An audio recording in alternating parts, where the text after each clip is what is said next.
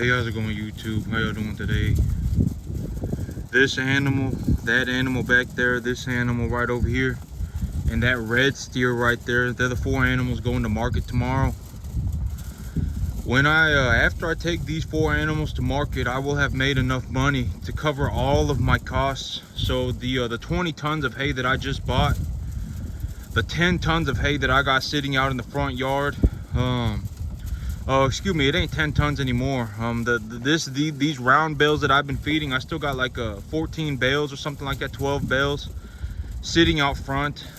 So I paid for all of that. I paid for the 20 tons that I'm getting delivered next week. I paid for the shipping container full of corn. It ain't exactly a whole shipping container. It cost me $5,000 to buy a whole shipping container full of corn, but I bought $4,000 worth. So I paid for that. I paid for all of my animal feed. I paid for all of my animals. And so essentially I've gotten everything paid for. The rest of these animals on this farm, when I sell them, when I take them to market, it'll just be money going into my pocket. And so originally I was going to pay off my truck. I was going to pay off my truck, but when I looked at my budget, I'm not gonna pay taxes until I don't even have to think about paying taxes until about March or April of next year. So I still got like 6-7 months before I need to even really be looking hard at my taxes. Right now I kind of have an idea of what's going on with my taxes and my write-offs and stuff like that, but I won't really know exactly for sure until about March or April of next year. So I still have about 6-7 months. I figured I would have another lot of animals ready to go before that time. So by about March or April of next year, when it's time for me to really be taking a look at my income taxes, I will probably have another lot of animals ready to go. So what it looks like right now is that I'm going to be able to pay for everything. So instead of paying off my truck, I bought 1 year's worth of feed supplies. And after I pay off my 1 year's worth, or after I bought my 1 year's worth of feed supplies, I have maybe about 20, I would say a reasonable estimate would be $20,000. So I would have about 20,000 cash left over. And I also have, I've also paid for an entire year's worth of feed supplies.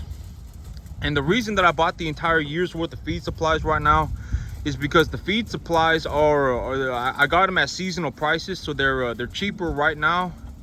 And commodity corn is actually cheaper than hay right now. So I can actually buy corn for cheaper than hay. So I'm loading up on my corn right now because almost every single year, for whatever reason, it's like clockwork. Whenever it hits winter time, the cost of cattle feed just goes up. I don't know why. It's like every single year it's the exact same thing. But I mean it would make sense, right? It's because people aren't harvesting corn in December and stuff like that. And so seasonally, almost always, usually the cost of feed is cheapest at about this time, at about September, October, somewhere around that time. Usually the feed is the cheapest, and then here in about 2-3 months the cost of feed is going to go up. And so, you know, I just loaded up on feed because that feed, it's a tax write-off for me. I can write it off on my taxes, and it's good to know for me that if it came down to it, if I had a worst case scenario, I have seasonally priced feed sitting in storage right now that I could offer, that I could feed to these animals. So I don't have to go and pay an arm and a leg to purchase cattle feed in the middle of winter, and I don't have to go out into the boonies and stuff like that looking for cattle feed. Because if I have to drive an hour away, pick up a few bales and come back, I mean, it's just not a good investment of time or capital. I mean, it's going to take a whole tank of gas, and it's going to take me, 4 or 5 hours, and the quality of the hay may not be that good and stuff like that.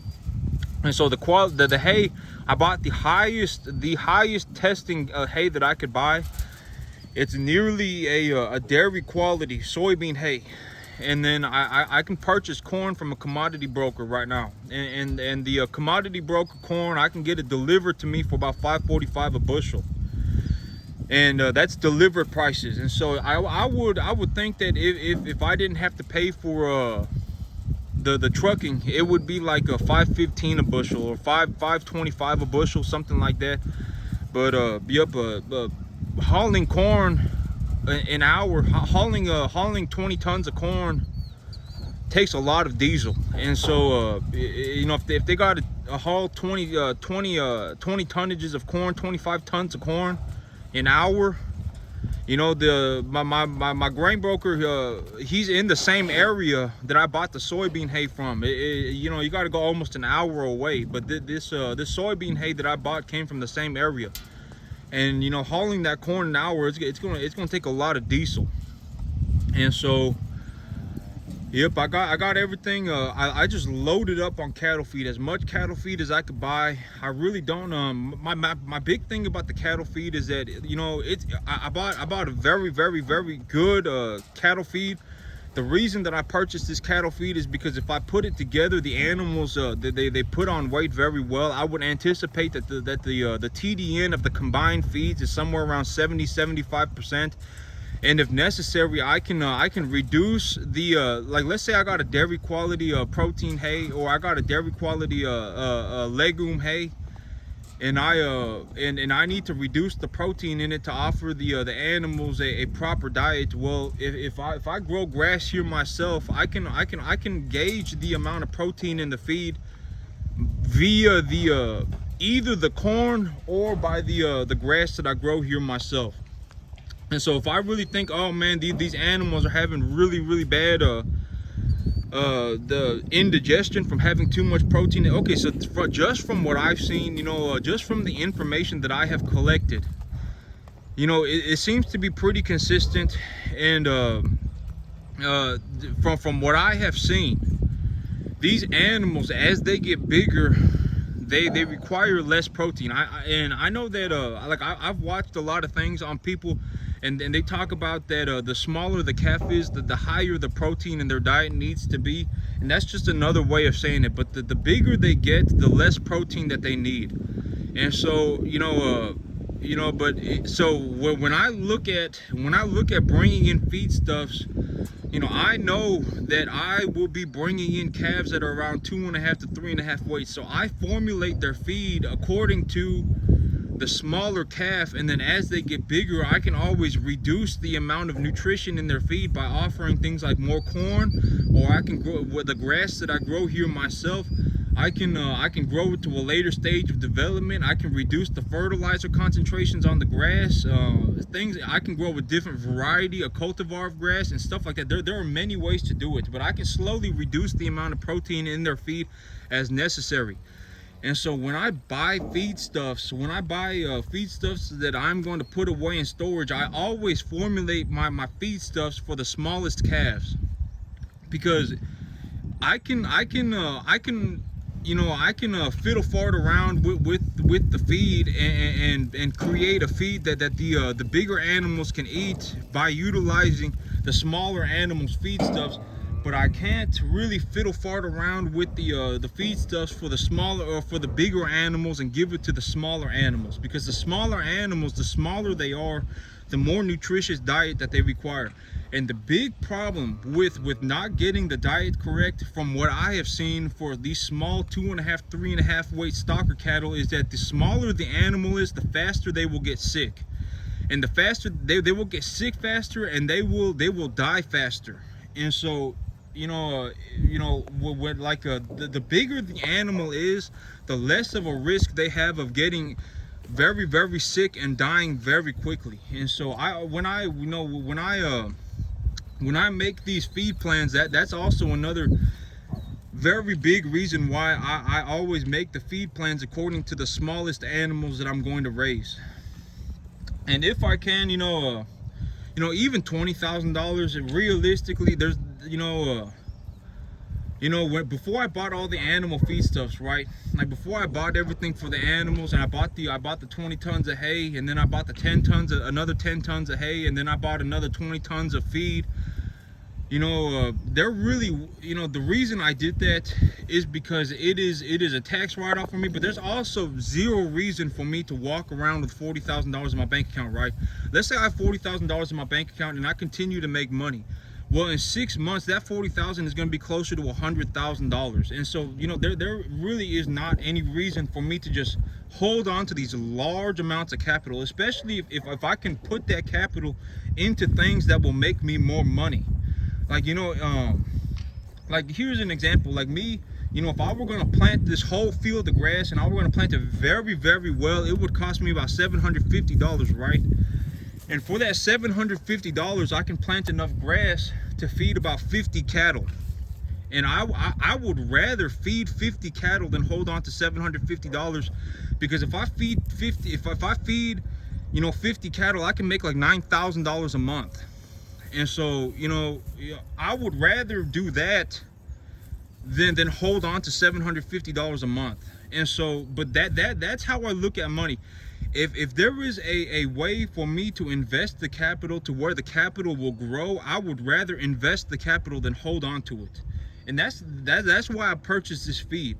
Because if I purchase the feed right now, I get it at seasonal prices. And when I buy it at seasonal prices, I bought cattle feed, right? It's cattle feed. It's not some like obscure thing that nobody's ever heard of. And it's cattle feed. And so if I needed to, I could just bring in more animals and I could feed it to them. Like let's say in a few months, I say, man, I still have I have all this grass on my field, and I still have all of this cattle feed left. What am I gonna do with all this cattle feed, and what am I gonna do with all this grass?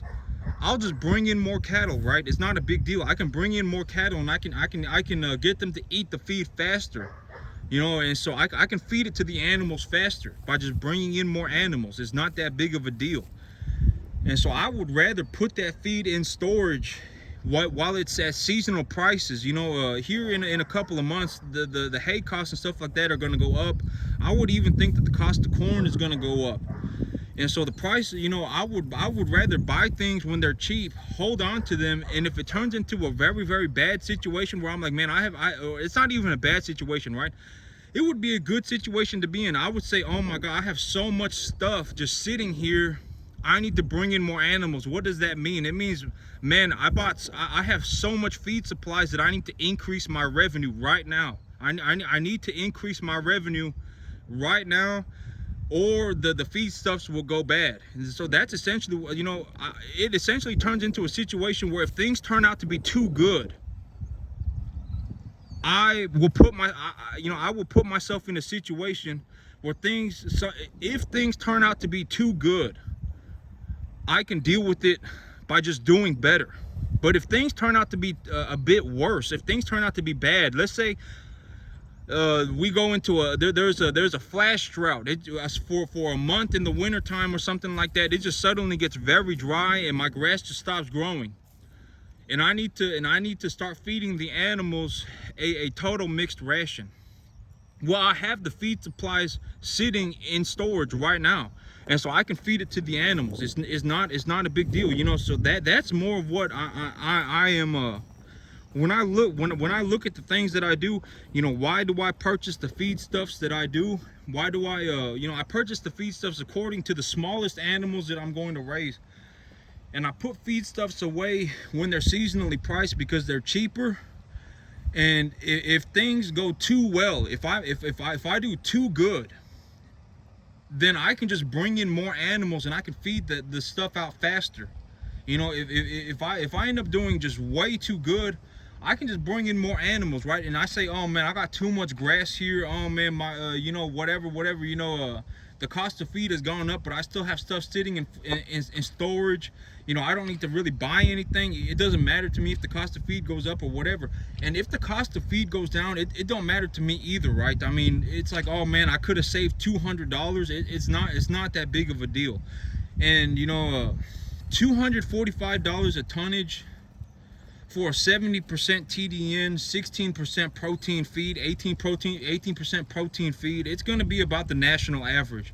I mean, if it gets cheaper, maybe it's $200. And so it's like, oh man, I could have saved $40 a ton.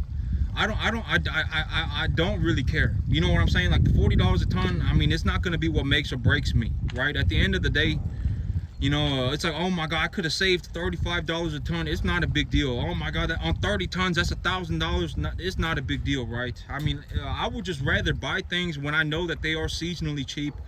And you know, and it's like, you know, you know, if I could have saved $1,000, I mean, it's not going to be like, oh my God, my ship's going down. Oh, this is horrible. You know, it's not that big of a deal. And so, you know, and if things turn out to be that I do too well for myself, and I'm doing extremely well, I got a lot of grass, I have a lot of feedstuffs, and they're not going through the feedstuffs fast enough, and the feed stuff is just sitting there in storage. Well, I can just bring in more animals. If I bring in more animals, they will eat the food faster, right? I mean, it's not that big of a deal. So, you know, that's why, you know, and let's say, and I continue to make money how I do, right? Let's just say I continue to make money how I do. In 6 months, I will have almost $100,000 in my bank account. You know, you know, because what am I going to do? Buy another year's worth of feed supplies in 6 months? It's grass growing season for me. You know, a lot of these corn countries, or excuse me, these corn states, these states that grow corn at about this time of year, here in about a month or two, they'll be getting a snow. But me, you know, in a month or two, I'll be growing grass. And so it's not yeah, I mean, yep, I mean, you know, in 6 months I won't be buying another year's worth of feed supplies, long story short. And then I end up in a situation where I just have money in the bank, which is a good situation to be in. But then I have to